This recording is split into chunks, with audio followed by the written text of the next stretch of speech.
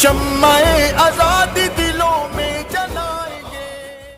تو دوستو آج کی ویڈیو میں ہم دیکھیں گے کہ اپنے ٹویٹ میں پولیس یا کسی دوسرے اتھارٹیز یا کسی نیتا کو ہم مینشن کیسے کریں۔ دراصل دوستو مینشن اس لیے کیا جاتا ہے تاکہ ہم ان سے مدد طلب کر سکیں۔ جیسے کورونا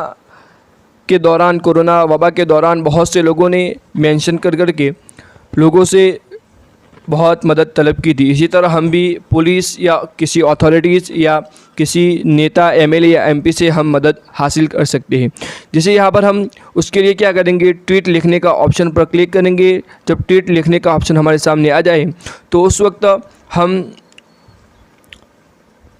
جیسے کسی نیتا سے ہم مدد طلب کرنا چاہتے ہیں تو اس کے لیے ہمیں سب سے پہلے جیسے میں لکھتا ہوں کہ I need help